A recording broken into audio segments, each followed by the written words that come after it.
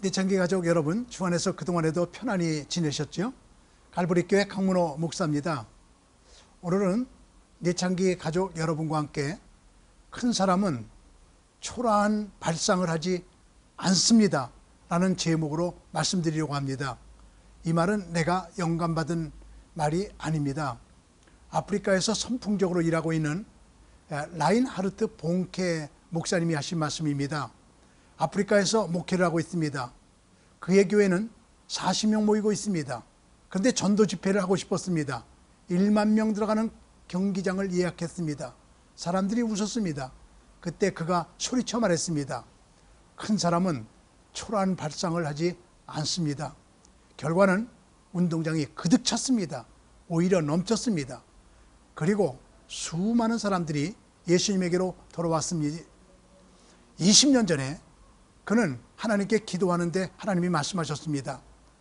한 번에 100만 명이 회심하리라. 이 말씀은 20년 후 나이지리아 라고스에서 이루어졌습니다.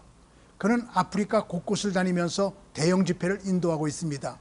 곳곳마다 수십만 내지 최대 160만 명이 모여 그의 복음의 메시지를 들으며 회개하고 주님께 돌아오는 역사가 지금 아프리카 곳곳에서 일어나고 있습니다. 남아프리카 그린베리에서는 집회 때 대형 텐트를 쳤습니다. 그런데 심한 태풍과 먹구름이 동시에 무겁게 몰려들었습니다. 대형 텐트를 한꺼번에 날릴 수 있는 무서운 위력을 가진 태풍이었습니다. 그는 밖으로 나가서 태풍을 꾸짖었습니다. 네가 만일 이 텐트를 무너뜨리면 나의 하나님께서 이보다 3배나 큰 텐트를 세우실 것을 나는 믿는다. 예수님의 이름으로 명한다. 태풍과 먹구름은 물러가라. 그는 소리쳐 외쳤을 때 놀라운 일이 벌어졌습니다. 몰려오던 구름이 칼로 자르듯이 갈라졌습니다. 그리고 텐트를 가운데 두고 피하였다가 다시 모였다 사라졌습니다. 일본 이들이 어딜 가나 그를 환영해 주었습니다. 미국의 여자 사업가 중에 오스틴이 있습니다. 여자 속옷을 팔아서 백만장자가 된 사람입니다. 미국에는 몸집이 큰 사람이 많습니다. 나는 승용차에도 들어가지 않은 사람을 본 적이 있습니다. 그래서 속옷을 스몰, 미디엄, 라지, 엑스라지로 나누었습니다. 그런데 그보다 더 큰 사람이 있습니다. 창피하다고 엑스라지는 안 팔리는 것이었습니다. 제일 큰 옷을 달라고 하면 창피한 것 같아 말을 하지 못하고 있었습니다. 그때 오스틴은 늘 말했습니다. 부정적인 말을 하지 말라. 오스틴은 가장 큰 팬티나 속옷을 퀸스 사이즈라고 이름을 붙였습니다. 여왕 사이즈라는 것입니다.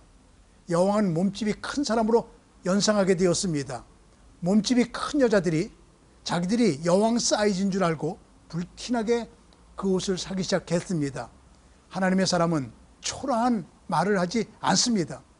알렉산더 대왕 곁에는 늘 지혜를 제공하는 늙은 장수가 있었습니다.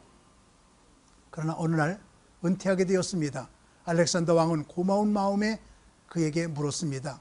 평생 나를 위하여 일하여 주었는데 떠나게 되니 서운한데 소원을 한 가지 들어주지. 그 장수가 말했습니다. 폐하, 점령하신 나라 가운데 한 나라를 제게 주십시오. 주변에 있는 대신들이 소스라치게 놀랐습니다. 얼굴이 빨개졌습니다. 무례한 요구였기 때문입니다. 그러나 알렉산더는 크게 기뻐하며 말했습니다. 한 나라를 가져라. 그대는 내가 한 나라라도 줄 수 있는 능력을 가지고 있다고 인정했다. 그대에게 나라를 하나 준다. 가져라. 큰 사람은 초라한 발상을 하지 않습니다. 유관순이 독립운동을 하던 때였습니다.